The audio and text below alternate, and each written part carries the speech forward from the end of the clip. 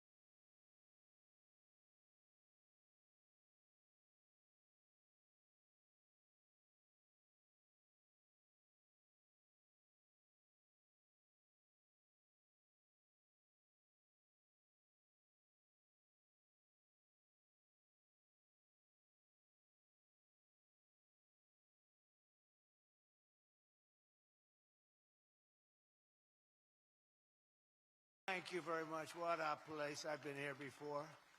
We spoke with you before. Who knew it was going to turn out this well, though, really? I told you we're going to do a lot of things. Nobody thought it was going to turn out like this. This has been crazy. But it's a true honor to be back at the Detroit Economic Club with the businessmen and women who are really the economic engine of America. That's what you are. You've become more of that since I've been in, a lot more. Factories and plants were going to close, and now they're going 24 hours. I just left Bill Ford. He's running his plant, 150 plant, 24 hours a day, round the clock. It wasn't running that way two years ago, I can tell you. But it's the complex that Ford Motor Company so cherishes. It was a pleasure to see that the crown jewel of Detroit auto industry is what they call it, is still going after 100 years. Can you imagine over 100 years? I especially want to thank the president of the Detroit Economic Club, Steve Gregorian. Where's Steve? Steve? Where's Steve? Hi, Steve. Nice looking man. Nice looking guy. And board chair, Sandy Pierce. Thank you very much, Sandy. Thank you very much.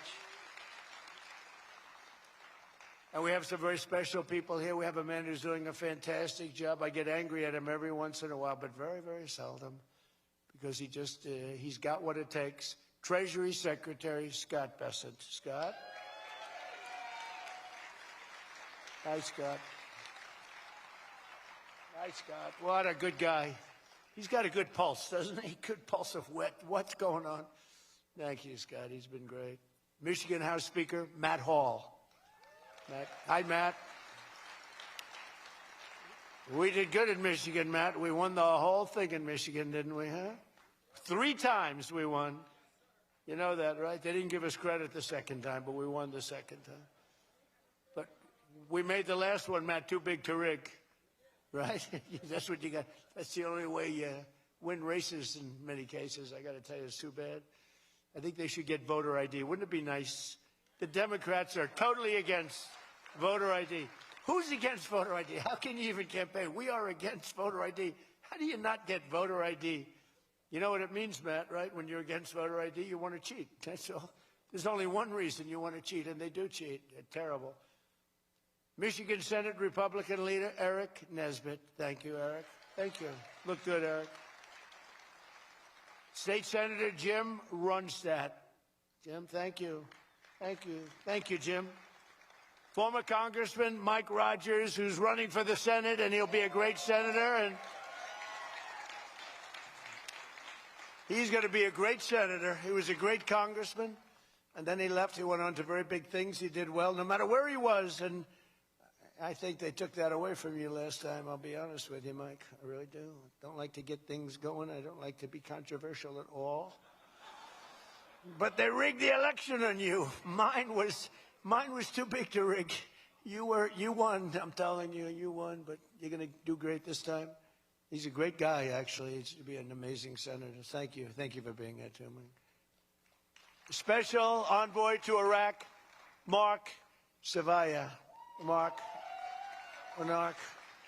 Hi, Mark. Thank you. Great job you've done.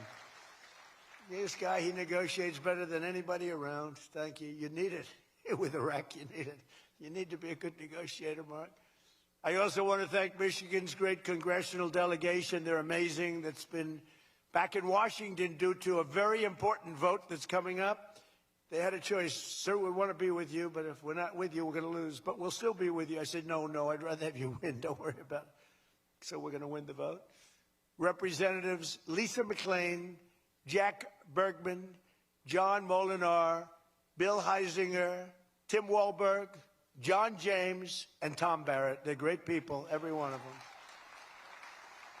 And as many of you remember, I came here at the height of the 2024 campaign to lay out my plan to bring jobs and factories and wealth racing back to the United States and coming back to the great state of Michigan.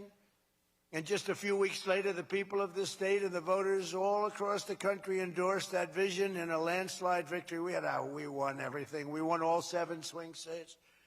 We won the Electoral College 312 to 226. We won the popular vote by millions and millions of... Oh, it's so nice to win the popular vote. I won the popular vote all 3 times, too, but we're not going to get into that. But the first time they said I didn't win the popular vote, but I won the Electoral College. So they'd always say, while he didn't win, this is the way I got introduced every time. While he didn't win the popular vote, he won the Electoral College, you know. So this is the way I was introduced for 4 years. And guess what? We said, I'm going back, and we're going to win and we won the popular vote by a lot. So they can't say that crap anymore.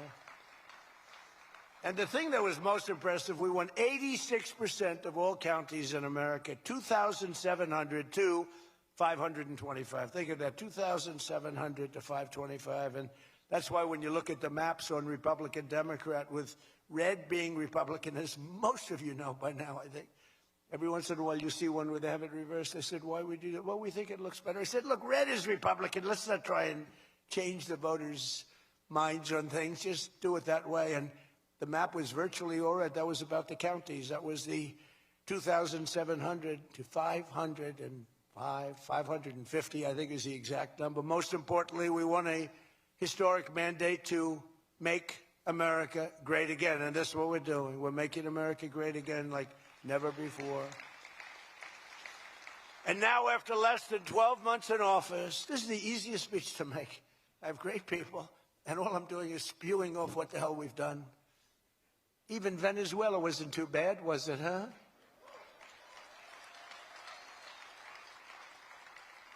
But you have people, Democrats, they say, I don't know if we should have done Venezuela, I don't know. Anybody that says that hates our country, okay? That was as flawless an attack as there has ever been. And they asked us to help them. They have 50 million barrels of oil. They said, take it. It's $5 billion. And we did. We're working with the Venezuelan people and representatives, and it's amazing. But that was an amazing situation. But we did al-Baghdadi, flawless. We did Soleimani, flawless. We did the Iran nuclear attack where we wiped out their nuclear capacity, which would have been very bad. You wouldn't have peace in the Middle East, flawless. We did them all flawless. I want to keep it going that way, too. I like flawless. Think about Jimmy Carter, the great Jimmy Carter, with the helicopters crashing, the hostages all over the place. Remember that one? Think about Sleepy Joe Biden with Afghanistan. What a disaster. The most embarrassing day in the history of our country, in my opinion. Real dope. Now, after less than 12 months in office, I'm back in Michigan to report to you on the strongest and fastest economic turnaround in our country's history. It's really been historic. There's never been, we're not 12 months, we're through 11 months. We've got $18 trillion being invested in our country. The most of any country ever was 3. We're at 18. There's never been anything like this. You are so lucky I allow you into this room to even be with me. I'm kidding. I'm kidding. The fake news will say Donald Trump thinks he's hot stuff. Right now I'm feeling pretty good, though, I will say. No, you're so lucky to be here. Under our administration, growth is exploding, productivity is soaring, investment is booming, incomes are rising, inflation is defeated, America is respected again like never before, and other than that, we're not doing that well. Now think of all those things I just said. Every single, inflation down, growth at an all-time high, stock market every day, 48 days in a row, 48 days during the course of 11 months, we hit a new high on the stock market, all of them. 1 year ago, we were a dead country. Now we are the hottest country anywhere in the world. That was said to me by many leaders. By almost every metric, we have quickly gone from the worst numbers on record to the best and strongest numbers, the most dynamic numbers, and an economy that is far ahead of even my optimistic. I had a very optimistic schedule, I thought. I didn't think it was, but people said it was very optimistic. Turns out to be very pessimistic by compared to what we've done. But we'll go down as the greatest in history, greatest first year in history nobody's ever had, just based on the numbers, based only on the numbers, not based on me, based only on the numbers, because, you know, you get these guys like the governor of California likes to say how well he's doing. California's doing horrendously, but he says how well. We base it on numbers. There's never been numbers like this. Through 4 long years before I took office, crooked Joe Biden and his allies in Congress inflicted the economic nightmare known as stagflation. How many times have you heard the word? We hit it with Joe.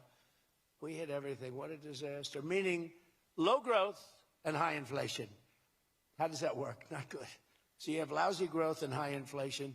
In fact, it's the lowest growth ever and the worst inflation in the history of our country. That is really tantamount to not having a good 4 years, right?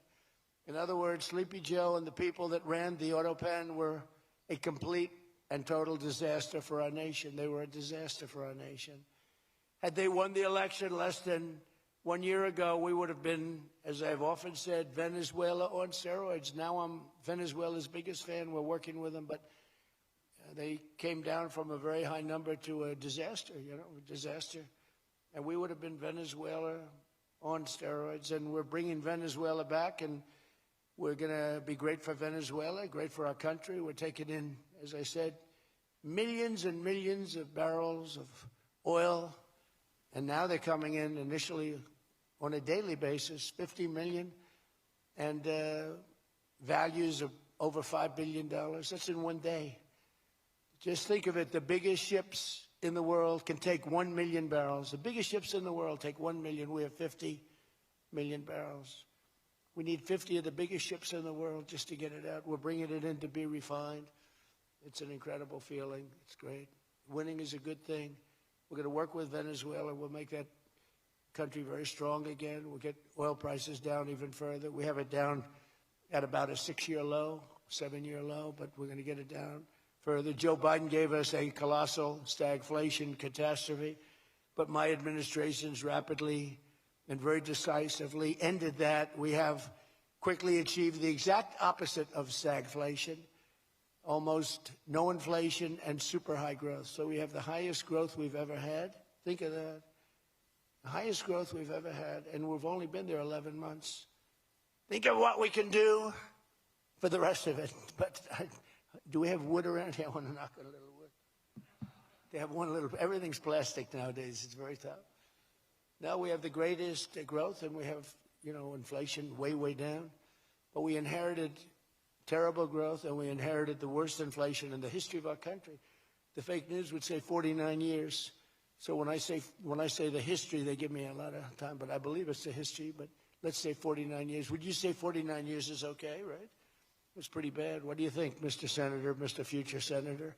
I'd say 49. What sounds worse, 49 years or history? I think 49 years almost sounds worse. Maybe I'll just use it and I won't argue with these people. As of this morning, core inflation for the past 3 months has been just 1.6%. The numbers we just announced just before I came on stage. And GDP is smashing expectations with the fastest growth for this country in many years.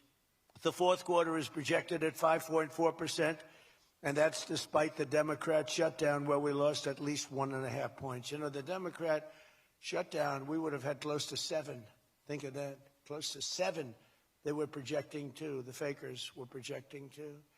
And if we keep deregulating and adding more capacity, like I saw today at Ford, and if we don't raise interest rates every time good news is mentioned. In the old days, I'm probably old. I used to be up at these lecterns and I'd say, I'm younger than pretty much everybody in the room. Now I say I'm older than pretty much everybody in the room. I like it the other way better, actually. But you're too young. But in the old days, when you had good numbers, interest rates would go down. When you had good numbers, the market would go through the roof. That's the way we're going to make it again. That's the old-fashioned way. That's the right way. Today, if you announce great numbers, they raise interest rates to try and kill it. So you can never really have the kind of rally you should have. What happens and what we want, we're going to have a lot of great months, a lot of great quarters. I want the market to go up. You announce unbelievable numbers and the market goes down because they know you're going to do everything possible. In the Fed, we have a real stiff in the Fed, but that's for another day. But they raise rates. So everyone says, oh, they announced great numbers. It's great, great, great. And the market goes down because they immediately raise rates. No. When the market goes up, they should lower rates. You want to see 20% and 25%? You want to see what we can do? We've got to go back to an old standard. When there's good news, the market should go up, not go down. Does that make sense to everybody? And that's the way it used to be for most of the time. That's the way you make a country great. But our growth potential is unlimited and could be much higher if we went back to sanity. We're not doing it anymore. We're talking about the head of the Fed, and I want somebody that when the market is doing great, interest rates can go down because our country becomes stronger. See, you view it differently. Our country becomes stronger, and therefore interest rates should go down, not up. They kill every rally. If it's, no matter who, it's beyond me as president, it's no matter who's president. You have a good quarter, and they want to kill it because you're so petrified of inflation. And growth and inflation don't necessarily go hand in hand. You can have growth and very low inflation. In fact, oftentimes growth is good for low inflation. So we're going to work on that, Scott, right? I think we're going to work on that very hard. I mean it so strongly. It's sickening. We announce good numbers, and we see the stock market drops 300 points. I say, what the hell is going on? Do you agree with me? It should be just the opposite. All right, Scott agrees, so I'm very happy about this. That means if he didn't agree, I wouldn't do it. But we're already growing double, triple, and even quadruple the speed of almost every other major economy on Earth. We're the #1 economy on Earth, too. And the results are in, and the Trump economic boom is officially begun. It's really begun almost from the beginning. Almost begun if you look at it really from November 5th. On another metric, just before the election, it was almost impossible to get people to join the military. We had the worst enlistment in the history of our country, the worst. You couldn't get people for the Army, the Navy, the Air Force, the Marines, Space Force, the Coast Guard. You couldn't get people. And since right after the election, but especially since after January 20th when we took office, we have now the strongest enlistment we've ever had in the history of our country. We've never enlisted people so quickly, so easily. And we enlist by merit now. We won a Supreme Court case that said you hire by merit. You go to college now by merit. Everything's by merit. Our country became great because of merit. And we have done some job. But think of it, a year and a half ago, we had the worst enlistment in history, and now we have the best enlistment. Things like that don't happen. You might go from the bad enlistment to okay, but you don't go from the worst in history to the best in history. But that's what we've done, every one of them. And that includes police and firefighters. It was very hard to get police. It was very hard to get firefighters, and now everybody wants those jobs. In 4 years of Biden, they secured less than $1 trillion of new investment in the United States. So 4 years, less than $1 trillion. In less than 1 year, I've secured commitments for over $18 trillion from all over the world, the most ever for any country.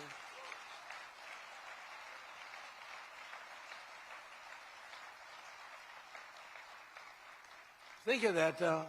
They did, and I'll tell you what, had she won, it would be a disaster, because you would have people leave. You would have not had $1 trillion. You would have had $5 trillion, $10 trillion leaving the country, and your welfare would have doubled.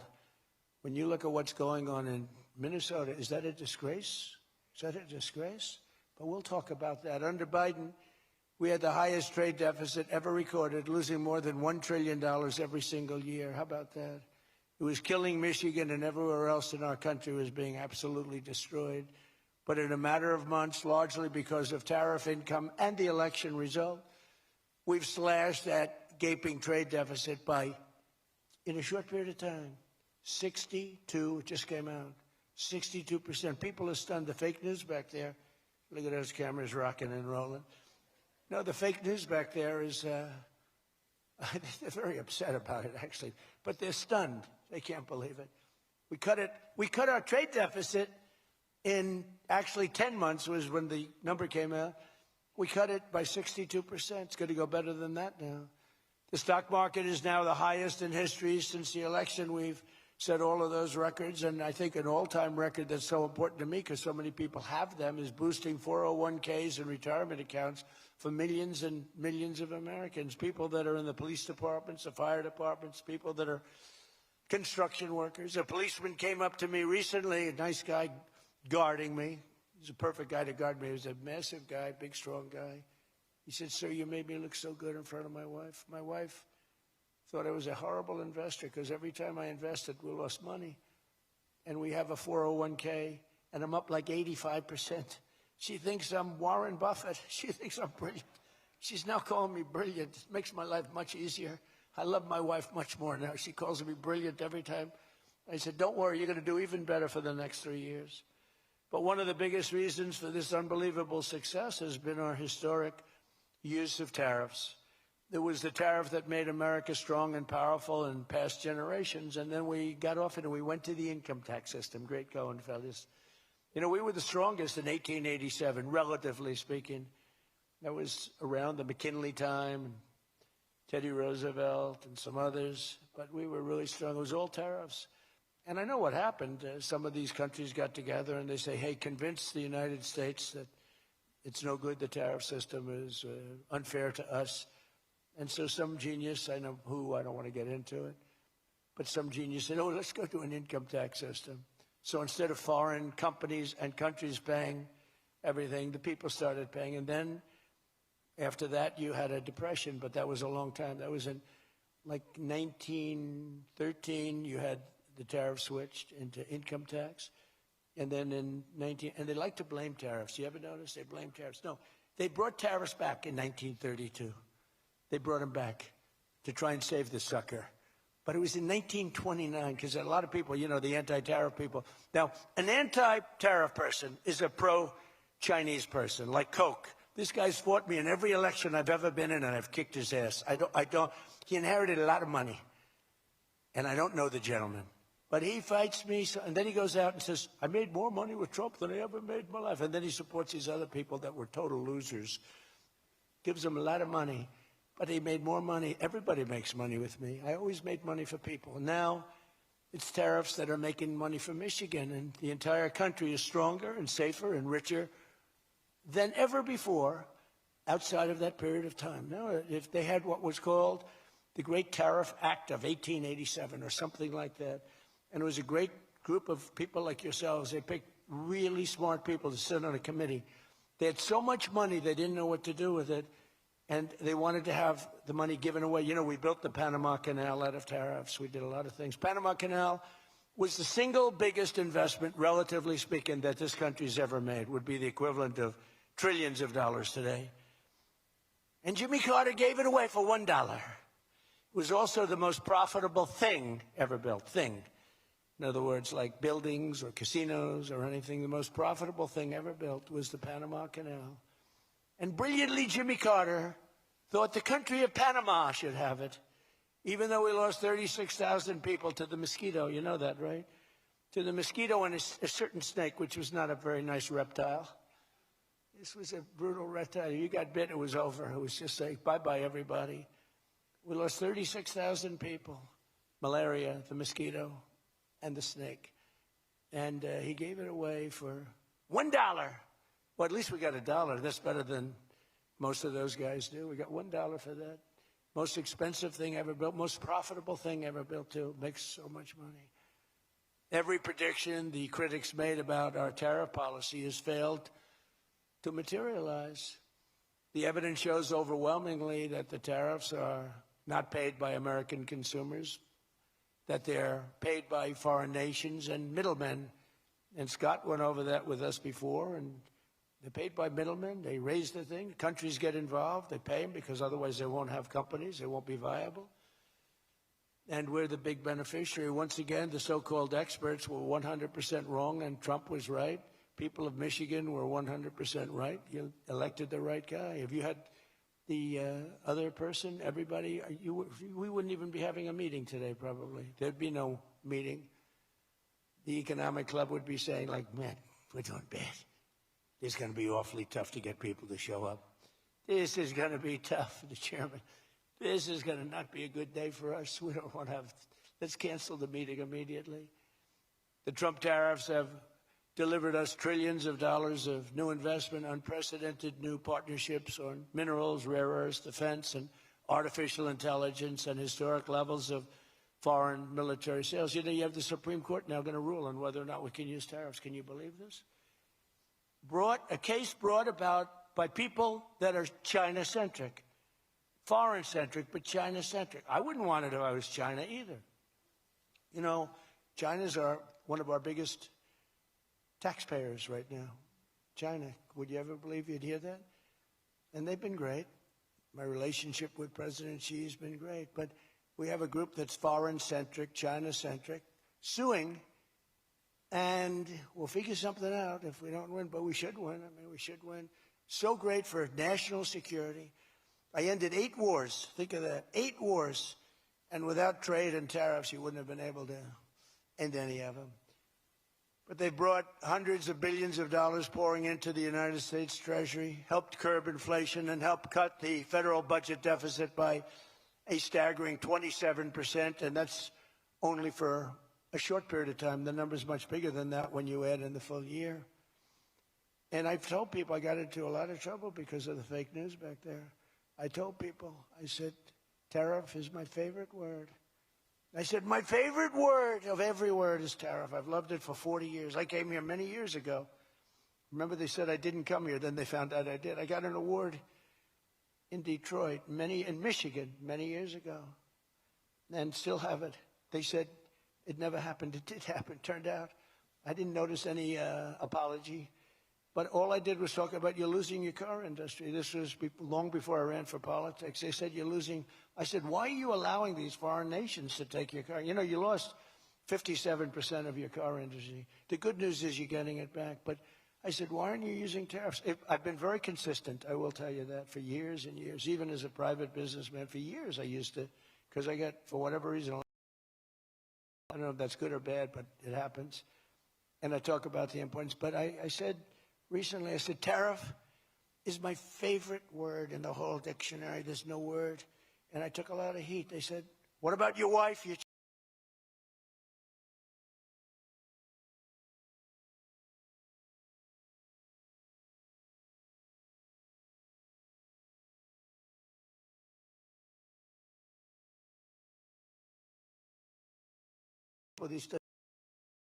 Life more than religion. He likes tariff more than anything. What a disgrace. So I now call it number 5, and I'm in good shape. That was a rough day. It's my favorite word, and I got killed. Every word, you know, when you go up here, you take a big chance, especially me, because I go off teleprompter about 80% of the time. But isn't it nice to have a president that can go off teleprompter? What do you think? Remember the speeches Joe would make? First of all, they'd last a matter of seconds, you know. Thank you very much. You ever notice Joe would always cough before a speech? State of the Union, he gets,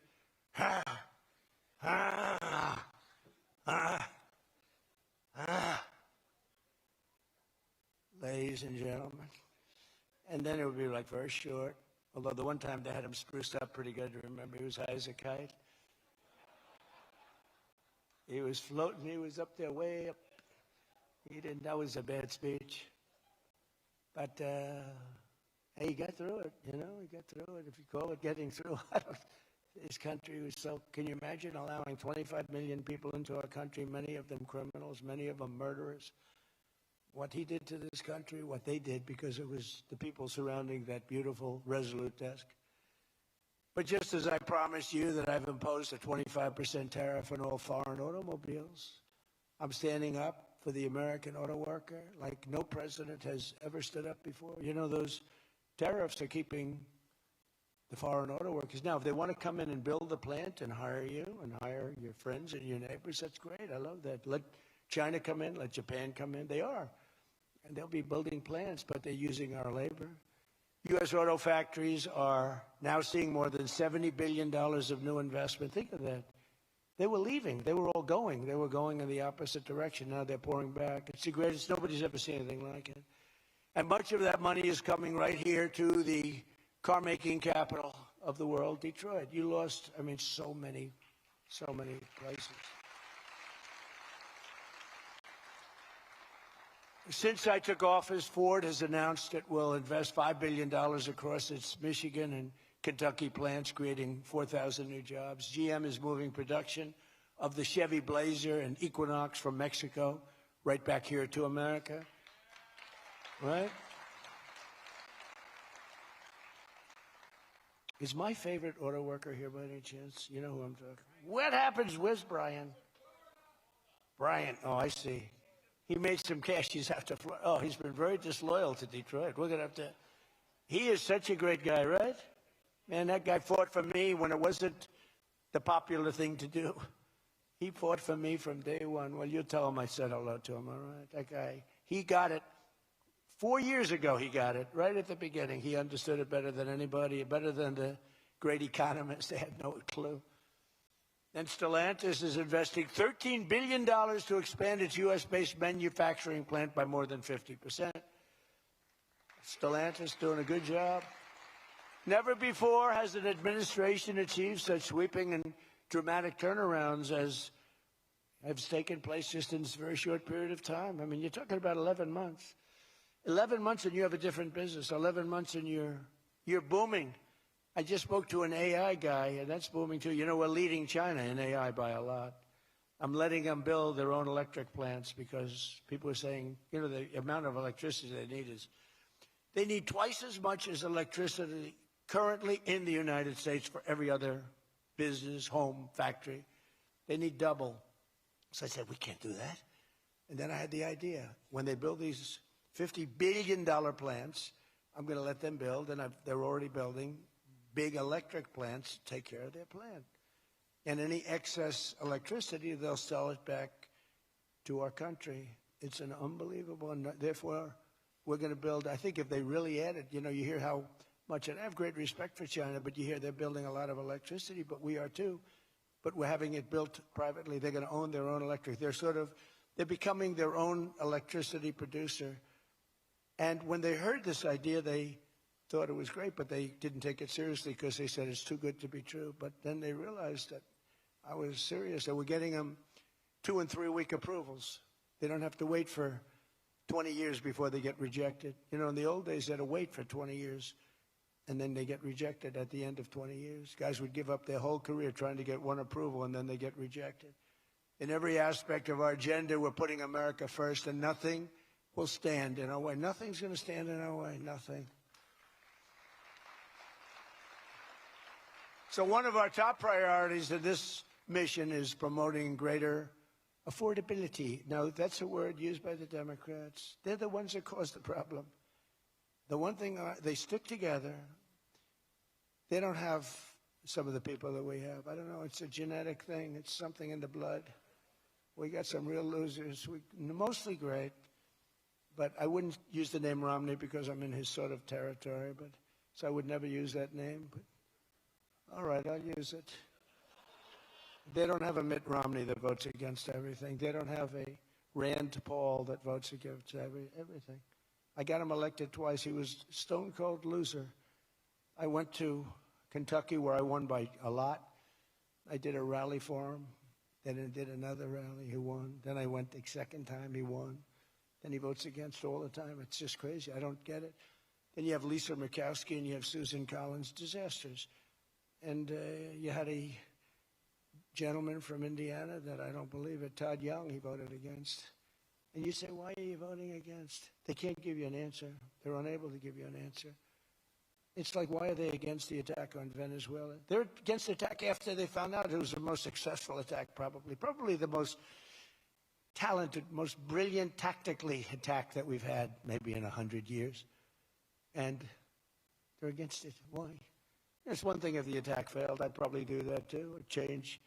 I'd be in favor. Then if it failed, I'd say, I told them not to do it. That's what they did. But here we have one of the most successful attacks ever. And they find a way to be against it. It's pretty amazing.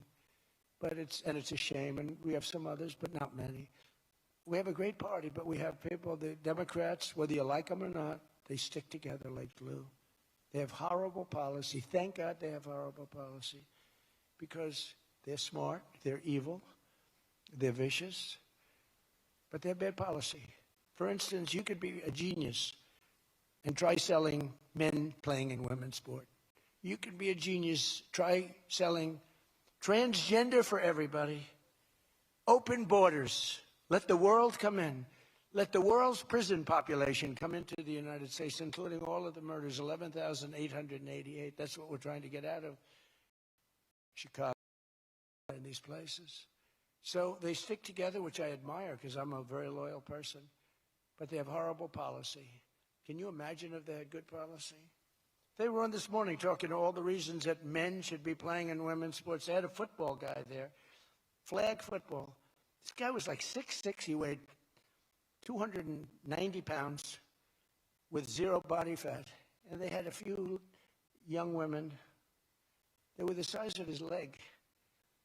He wouldn't have had to run. He could have just walked. They couldn't have done a thing about it. 10 of them would have to jump on him that wouldn't have had any impact. I don't think he would have been like a fly. It's so ridiculous. It's so demeaning to women. It's so demeaning. Look at the weightlifting records. I mean, the record got beaten by 112 pounds, a record that stood for 18 years. 1 ounce that put on stood for 18 years. Guy comes along who was a poor lifter as a man. He was at the lower portion of the class. Comes along and broke the record by 112 pounds. Think of that. They've fought for years to beat that record. How about the swimming records? I mean, you can go to sleep during the time the man comes in and the woman. You can go take a nap for a little while. How about the long-distance race that took place not so long ago? Long distance, these marathon deals. They had top men, top women. The man came in. The woman came in 5 hours and 14 minutes and 36 seconds behind the man. Think of it. You're waiting. The man comes in. Now you're waiting 5 hours. What do you do if you're the parents? You go home and sleep for a while. Who the hell wants that? It's so demeaning to women and who are great athletes. It's so demeaning to them, and it's right now in the Supreme Court. I can't believe it would even go to the Supreme Court. I mean, could you imagine 20 years ago talking about men playing in women's sports? They'd think you're crazy. Or transgender for everybody? If you said there will be no mutilation on children, that's one of my standard lines. We will not allow the mutilation of a child. Can you imagine having to say that 15 years ago? People would say, is that guy crazy? Of course we won't. But we're living in a different time. It's a crazy time we're living in. After real wages plummeted by $3,000 under Sleepy Joe Biden, real wages are up by $1,300 in less than 1 year under President Trump. For construction workers, wages are up 1,800. Don't forget, they were down 3,000. Factory workers over $2,000, and for many other workers, over $5,000. And I just gave the military, because we're doing so well with taking in so much money with the tariffs, I just gave them $17.76. You saw that, right? Did you see that? They had 75, and I said, you know, if you had one more dollar, $17.76. They said, that was a good idea. We could afford one more dollar. We gave them $17.76. Meanwhile, grocery prices are starting to go rapidly down. Rent is down. Airfares are down. Hotel rates are down. Cell phone prices are down. And we're just getting started. But more importantly than going down, our growth is through the roof. It's way up. Among my first acts in office was to end the radical left war on oil and gas and stop the crusade to kill American energy, and frankly, to open up cars so that you don't have to have an electric car. I love electric cars. I think they're great. I like Elon a lot. I don't think he was too happy with my policy of opening it up, and I can understand that. But I've been saying it for 4 years. They wanted everybody to have an electric car in a very short period of time. There was no way to build the stations. There was no way to get it done. I want you to have gasoline-powered cars. I want you to have electric. I want you to have hybrids. I want you to have everything. Hydrogen, I don't know about. I'm hearing it's not testing so well. It's fine, except when there's an explosion, you're a goner. Now, have you heard that with hydrogen? One guy is trying to sell hydrogen, and I say, yeah, but, sir, that only happens 1 in 100. Oh, great. When it happens, they find the body like 300 yards down the road. So I said, I'll pass on hydrogen. Maybe there's something I don't know about, but is anybody in the hydrogen car business? Gasoline is now under $2.50 a gallon in 17 states and under $2 in many places. We have some states it's $1.95, $1.99, $1.97. As we speak, these are gas stations, and think of that. We have gas stations in the Detroit area where you can fill up for less than $2.30 a gallon, whereas 2 years ago it was $4.50, and in many places it was way over $5. Think of that, $2.30. You see it. That's like a massive tax cut, which we gave you under the great big beautiful bill, by the way. No tax on tips, no tax on Social Security, no tax on overtime. And with our extremely successful operation in Venezuela earlier this month, that number soon is going to go lower because we're going to have a lot more energy, we're going to have a lot more, as opposed to a country that's going to be totally shut down, no fuel, no gasoline, and it's, you know, they say it's got more than Saudi Arabia, who knows? It's got a lot. And by the way, to all Iranian patriots, keep protesting, take over your institutions if possible, and save the name of the killers and the abusers that are abusing you. You're being very badly abused. If the numbers are right now, I hear 5 different sets of numbers. I hear numbers, look, 1 death is too much. But I hear much lower numbers, and then I hear much higher numbers. But I say save their names because they'll pay a very big price. And I've canceled all meetings with the Iranian officials until the senseless killing of protesters stops. And all I say to them is help is on its way. You saw that I put tariffs on anybody doing business with Iran. Just went into effect today. And I say, make Iran great again. You know, it was a great country until these monsters came in and took it over. And it's all very fragile. It would have happened to us, I'm telling you. If I didn't win this election, it would have happened to us. In the coming weeks, I will be laying out even more plans to help bring back affordability. And again, remember, that's a fake word by Democrats. Prices were too high. They caused the high price. They never want to talk about affordability. They always go, this is an election about affordability. I say, they caused it. But they're good at that stuff. They're good at that stuff. They're fake, and they're good at that stuff. It's an election about high prices that was caused by the Democrats and that I brought down a lot. And remember, when you see energy coming down like I brought it down, and gasoline coming down, that brings everything else down. It's so much bigger than any other factor. When gasoline gets to be $1.99 a gallon, everything comes down. The donuts come down, the truck that delivers the donuts, the stove that makes the donuts, the whole thing, it all comes down, and it's coming down much faster than anybody can even believe. And remember, though, I always say, because here normally when that goes down, the world comes down, That's the bad way of bringing it down. Our growth is through the roof. So I always want to say that whenever I say prices are coming down, but our growth is going way up. Two beautiful events, the exact opposite of the Biden administration. As part of those efforts at Davos next week, I'm going to provide much more detail about our housing policies so that every American who wants to own a home will be able to afford one. We have some great things happening with housing, as you know. You saw the $200 billion buy-in on bonds and mortgages. This will include a ban on large institutional investors buying up single-family homes all over the country and making it impossible for people to buy a home. And I've also announced that the U.S. government is purchasing $200 billion of mortgage bonds to bring down mortgage rates, and it's had a huge impact. It's already started. And just last week, the average 30-year mortgage dropped below 6% for the first time in many years. It's coming down very rapidly, and that's not with the help of the Fed. If I had the help of the Fed, it would be easier. But that jerk will be gone soon. In addition, I proudly called for the credit card companies to cap interest rates at 10% for 1 year because they're getting 28 and 30% and 32%. And it's unfair. The rates are way too high. To provide further relief to hardworking Americans, we'll also be confronting one of the biggest factors in driving up prices, the monstrosity known as the Unaffordable Care Act. You know what that is, right? It's Obamacare. It's a great name, Unaffordable Care Act. Nope. Did anybody ever think of that one before? It's true. It's the Unaffordable Care Act. Obamacare was a gift to make health insurance companies rich at the expense of the American people. In particular, the so-called enhanced premium tax credits were a corrupt payoff to the insurers, whose stock prices went up more than 1,000% after Obamacare was signed.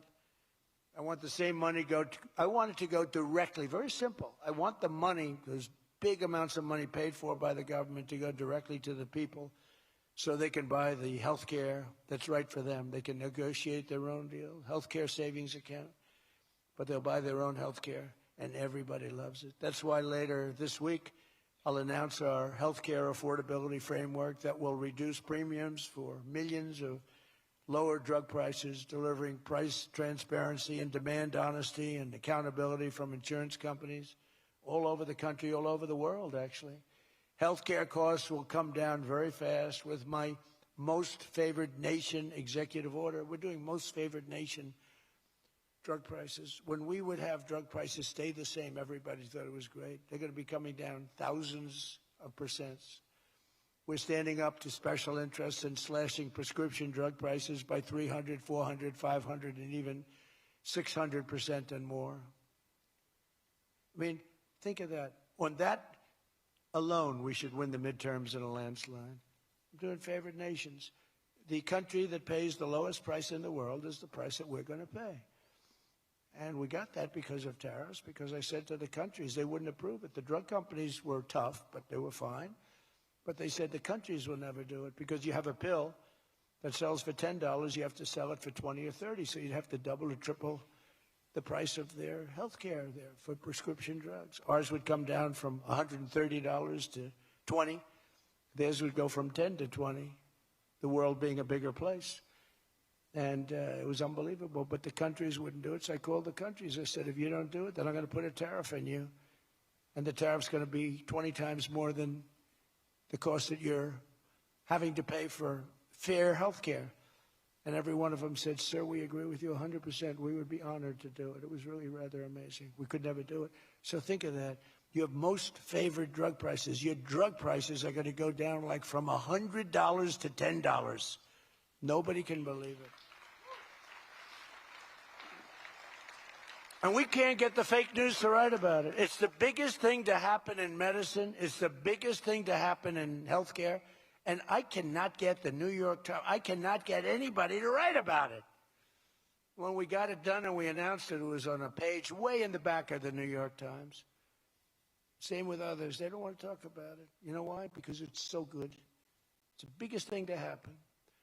Over the past 12 months, almost every promise I made to you right here in 2024 has been kept. I've kept all my promises and much more. I mean, I've given you much more than I I gave you promises, and I produced much more than I said I was going to produce. I gave you the largest tax cuts in American history, cutting taxes across the board in the great, big, beautiful bill. And as I told you, I mean, who would have gotten you no tax on tips, as I said before, no tax, I say it over and over again, no tax on overtime, no tax on Social Security for our seniors.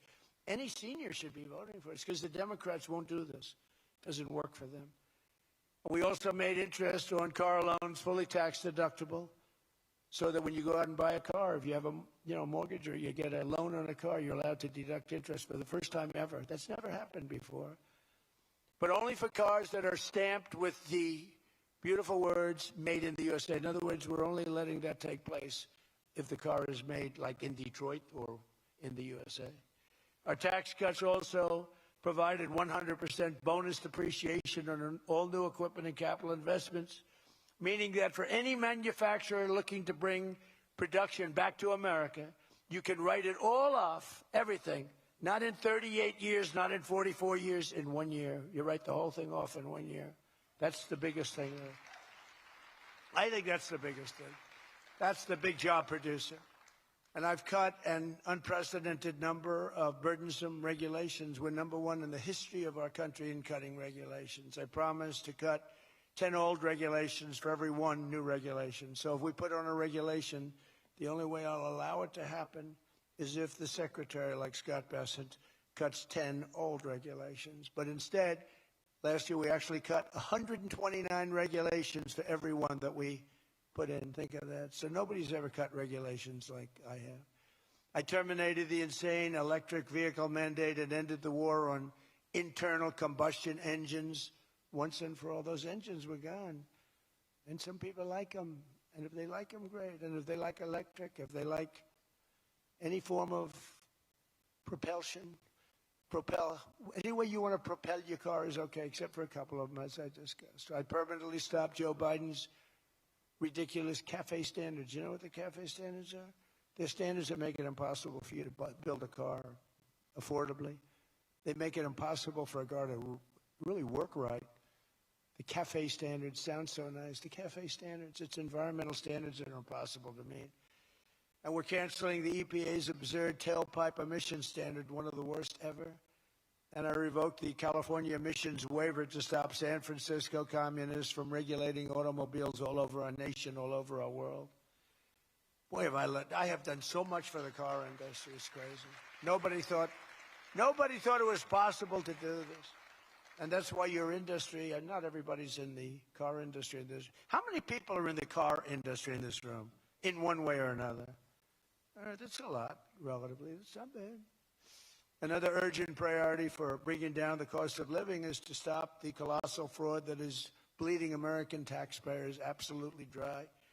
The fraud being committed by the Somali population in Minnesota. Have you heard of them? They're lovely people. Is monumental. And California, Illinois, New York, and others are just as bad. Our country has been losing over $500 billion to fraud every single year, but those days are over. We have the best group you've ever seen assembled going after fraud. In Minnesota, we're cracking down on the Somali scams, ending the brazen and shameless theft of taxpayer dollars. Well, it's going on in Maine, too, with Somalis. You know, and they don't take our ships anymore. You know why? We hit them with the same missile that we used to hit the drug dealers coming in with the boats. You know, we have drugs coming in by sea down 97%. You've seen that? 97%. And we're trying we're really trying hard to find out who the hell is the other 3%. But we have them down 97%. And we're going to start hitting them by land, too. The hard part is done. By sea, nobody's coming. It hasn't been great for the fishing industry, however. Those that have a fishing boat, they're having a hard time getting customers. But you can't have everything. Nobody wants to go on boats. Nobody wants to go like 25 miles an hour. When you see a boat with 5 engines on the back of it going 65 miles an hour, and it's loaded up with hundreds of bags that you see cellophane with white, typically it's not fishing. How about the couple of submarines we took down? We took out 2 submarines, and the Democrats say they were fishing. No, they were submarines. They were actual. They build a very fast, it's a drug-carrying submarine. They have a lot of money. And we took them out, and the Democrats claimed that they were fishing. We shouldn't ruin people's beautiful fishing journey. It's unbelievable what we have to go through. It's really a shame, actually. We froze it all, children's payments to those states that we're talking about, and we will now require proof of attendance in order to receive federal funding for child care or any of that. How about all these child care places in Minnesota where there is no children? They go there, they get paid millions and millions of dollars. The biggest operation in all of Minnesota had no children. And we pay millions of dollars. They're scammers. They're scammers. They always will be. And we're getting them out, and we're not going to pay them. We're not going to pay Minnesota. Right, Scott? We're not paying Minnesota any more money for that, any of that crap. It's a big scam. It's a giant scam run by an incompetent, crooked governor. He's an incompetent, crooked guy. And also we're freezing any and all welfare payments going to illegal immigrants that will start effective immediately. So when illegals come into California, Gavin Newsom, they come into California and they send us bills for people coming in. We're not paying it. So we're working on that very strongly. Just don't pay it. As Nancy Reagan would say, just say no. You remember Nancy Reagan? Just say no to drugs. It's a little more difficult than that, I guess, right? But just say no. Additionally, from this moment forward, if you're on public assistance, like almost all Somalis are, did you see where 94% of them are on public assistance? You can't wire money out of the country back to your bank account from where you came. But more importantly, we probably aren't even going to give them the money anymore, the money going to them, because of the tremendous abuse and probably illegality being perpetrated on our country. We're not going to give them the money. We're not giving them the money. It's massive numbers of people are scamming our country. You know, they came from a place with nothing, and they come here and they drive around in Mercedes-Benz. You know, the Mercedes-Benz dealers do well in that area of Minnesota. Can you believe it? They have nothing. They get welfare payments, and they have Mercedes-Benzes. It angers me so much, but we're going to straighten out our country. This was done under Biden and Obama, very much under Obama. It all started under Obama. And we just can't. We've got a great country. We're not going to screw it up. But this was one of the great scams ever. They have the same thing, Somali in Maine. Who would think? I never saw that happening. But in Maine, it's really crooked as hell, too. But it's not just Somali. It is them, but it's not just. There are many other places, many other people. The whole country. If we stop this fraud, this massive fraud, we're going to have a balanced budget. That's how much money you're talking. We'll have a balanced budget without all the growth I'm talking about. And then you add the growth, we got one hell of a country. We're giving 90-day notices to places like California, Scott. Right away, we're going to send out that notice. Who would bill the federal government as people poured into the state to send those people back because no country can afford to do it? No country can afford to take in millions of people, pay for their education, their health care, their hospitals. You just can't do it. And we all have a heart. You can't do it. But many of those people are murderers. They're people released from jails, prisons, mental institutions, insane asylums. They're people that are drug dealers. They're addicts. Additionally, starting February 1st, we're not making any payments to sanctuary cities or states having sanctuary cities because they do everything possible to protect criminals at the expense of American citizens, and it breeds fraud and crime and all of the other problems that come. So we're not making any payment to anybody that supports sanctuary cities.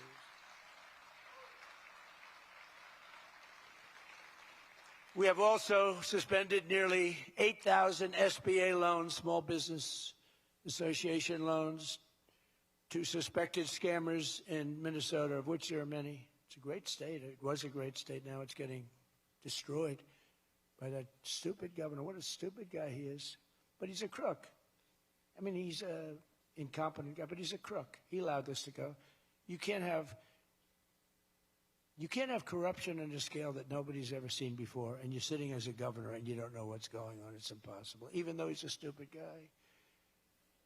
We're investigating large-scale visa fraud And the Department of Justice has already charged nearly 100 people in criminal conspiracies in Minnesota, which are all over the place. Last week, we announced that I'm creating a brand new division at the Department of Justice, a legal strike force led by a really tough, smart new Attorney General for fraud. He's a fantastic young guy. He's so impassioned to do this properly. We intend to imprison any fraudster, politician, or public official involved in these sick plots to loot and pillage our country. Think of that Ilan Omar. She lives in Somalia. They don't have a government. They don't have a military. They don't have police. They don't have anything. All they have is murder and robbing ships, bringing in ships, pirates. That's stopped. Same missile, ping. That's the end of them. It's amazing how that can stop corruption. Those missiles, they never miss, you know. The same one, exactly the same one.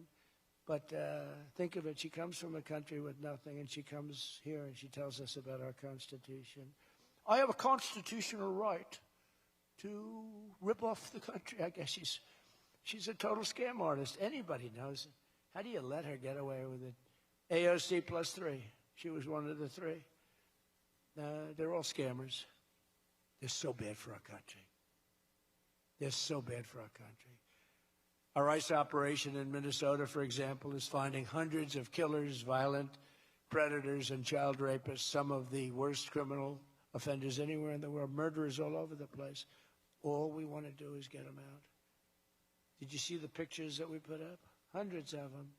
Murderers wanted for murder, wanted for the worst drug selling. One of them is one of the biggest drug dealers in the world. And vicious, sells bad drugs too. Bad drugs, like if you take a tiny little morsel, your child is dead. And we're getting them. But it's hard to get them because they make it so impossible for you. And you wonder why. Why would they do that? You know, do they want to live with murderers? Do they want to live with these people that are emptied out from prisons? They have a lot of people. One of the reasons I was so angry with Venezuela, they emptied their prisons almost entirely into the United States of America. Tren de Aragua was the gang. One of the worst, probably the most violent gang there is anywhere in the world, they say.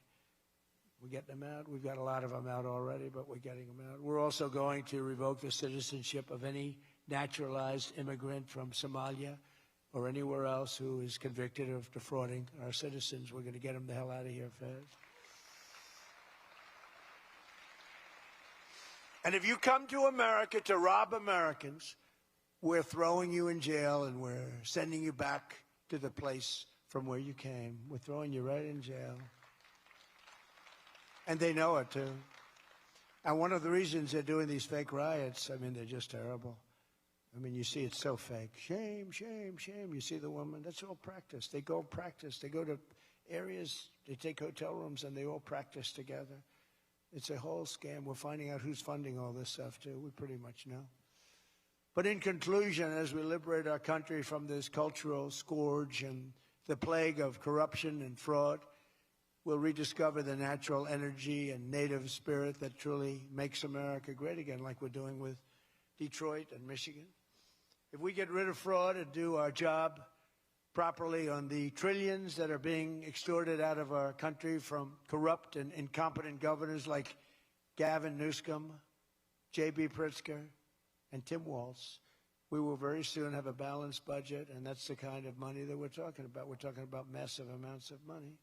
Our country wasn't built by people who tried to lie and cheat and scam their way to success. It was built by legends like Henry Ford, Henry Dow, Thomas Edison, the Kellogg brothers, Alfred P. Sloan, the founder of General Motors, men who lifted up American workers and strengthened our nation beyond even belief.